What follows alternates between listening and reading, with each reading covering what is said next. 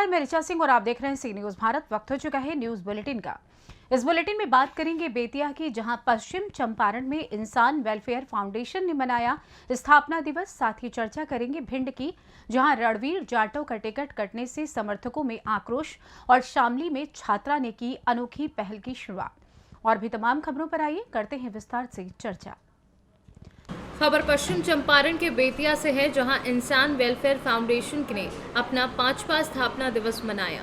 वैसे तो इंसान वेलफेयर फाउंडेशन अपना काम 2017 से ही शुरू कर दिया था, लेकिन एक साल बाद 23 अगस्त 2018 को इंसान वेलफेयर फाउंडेशन का संगठन हुआ। तब से फाउंडेशन विभिन्न क्षेत्रों में काम करता आ रहा है। फाउंडेशन के अंदर अभी 13 एक्टिव विंग हैं, जो विभिन्न क्षेत्रों में कार्य करते हैं। 5 साल पूरे होने पर फाउंडेशन अपना 5वां स्थापना दिवस 23 अगस्त को मनाएगा, जिसमें फाउंडेशन के general secretary Mohammad Abul lace ने 5 वर्ष के अंदर हुए कार्यों की रिपोर्ट पेश की। वहीं फाउंडेशन के अध्यक्ष शोएब कमाल ने आने वाले समय में होने वाले कार्यों की लिस्ट पेश की। फाउंडेशन कार्यक्रम की अध्यक्षता डॉक्टर शोएब अफजाल ने की। शाही मिश्रा ने सामाजिक सद्भावना तथा विभिन्न क्षेत्रों में फाउंडेशन के सहयोग का जिक्र करते हुए कहा कि फाउंडेशन का कार्य हमने बहुत करीब से देखा है। असल मायने में जो एक एनजीओ को करना चाहिए, वह कार्य अपने इलाके में सिर्फ इंसान वेलफेयर फाउंडेशन कर रहा है। फाउंडेशन के जनसंपर्क विंग के प्रभारी इकरामुल उल हक साहब ने फाउंडेशन द्वारा की गई विभिन्न क्षेत्रों के कार्यों पर प्रकाश डाला तथा अपने विंग की तरफ से लोगों को भरोसा दिलाया कि आने वाले समय में सामाजिक मुद्दे पर विशेष नजर रखते हुए समस्याओं का हल निकालेगी।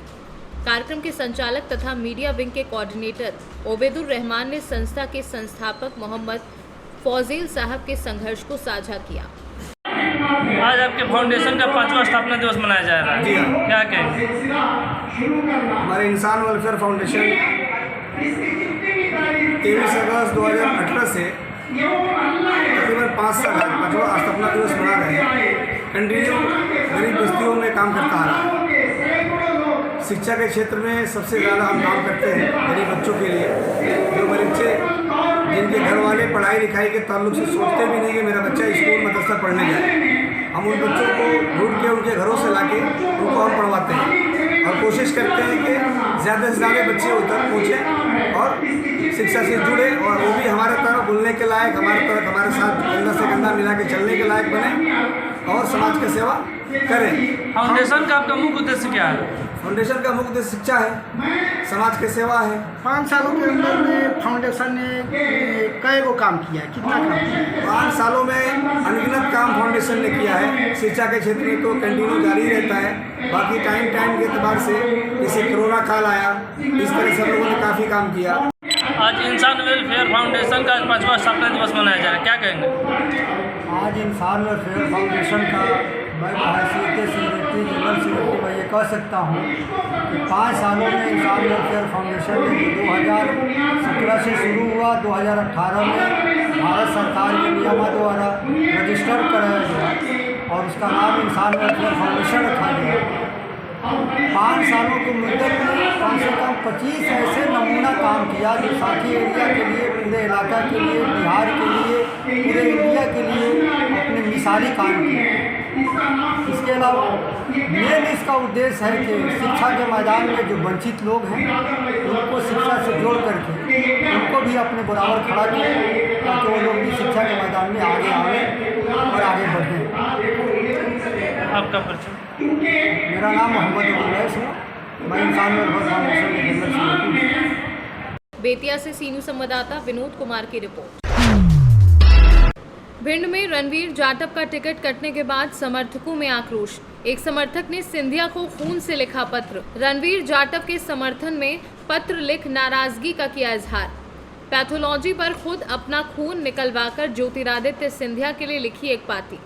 पत्र में लिखा, सादर प्रणाम महाराज साहब, रणवीर जाटव को टिकट नहीं दिया, कार्यकर्ताओं का भविष्य खतरे में है। उन्होंने पार्टी को खून पसीने से सींचा है और लिखा, अन्याय नहीं न्याय चाहिए महाराज, हमको रणवीर जाटव चाहिए। भिंड से सीनू संवाददाता विनोद शर्मा की रिपोर्ट।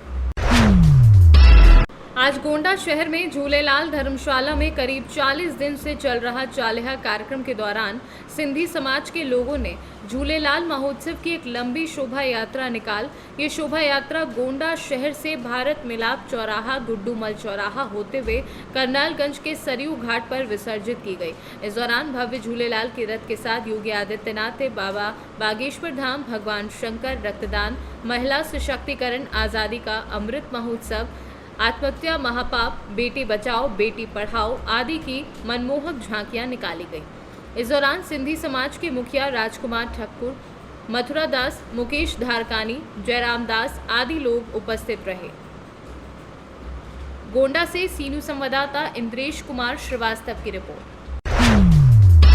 जहां देश भर में लगातार वन माफिया पेड़ पौधों को काटकर हरियाली खत्म करते जा रहे हैं, वहीं शामली जनपद में एक छात्रा ने अनोखी पहल की शुरुआत करते हुए 10,000 पौधों का रोपण कर वृक्षारोपण का कटान कर रहे माफिया के मुंह पर तमाचा मारा है। छात्रा के द्वारा जनपद में 10,000 पौधों का रोपण करने पर केंद्रीय मंत्री सहित राज्य मंत्री केपी मलिक एवं शामली जनपद के प्रशासनिक अधिकारियों के द्वारा छात्र को प्रशस्ति पत्र देकर सम्मानित भी किया गया है। छात्र ने विश्व भर के लोगों से अपील करते हुए कहा कि लगातार हो रहे पेड़ पौधों के कटान से पर्यावरण समाप्त होता जा रहा है। छात्रा ने पेड़ों का कटान कर रहे माफिया से अपील करते हुए कहा कि पेड़ पौधों का कटान बंद होना चाहिए एवं छात्रा ने युवाओं से भी अपील करते हुए कहा कि सभी युवा अपने जीवन में एक एक पौधा जरूर लगाएं। इस दौरान छात्रा ने कहा कि सरकार के द्वारा चलाई जा रही जन कल्याणकारी योजनाओं का लाभ लाभार्थी को तभी मिले जब लाभार्थी अपने आसपास पौधों का रोपण करें। छात्र के द्वारा किए गए इस सराहनीय कार्य को लेकर गांव भर में खुशी का माहौल बना हुआ है। छात्र का कहना है कि उसके द्वारा 10,000 पौधों का रोपण करने का लक्ष्य पूर्ण कर लिया गया है और उसका ये प्रयास निरंतर आगे भी जारी रहेगा। पीटिया वृक्षारोपण लगातार कर रही है, आप उन जगह जगह को सम्मानित किया गया है, इस बारे में क्या कहेंगे? सर मैं चाह रहा हूँ कि ये अपना निरंतर कार्य करते रहें और जिसको पेड़ लगाने की प्रेरणा जहाँ से मिली है उसको उसी सोच से आगे बढ़ती रहे और हमारे पर्यावरण की रक्षा हो सके।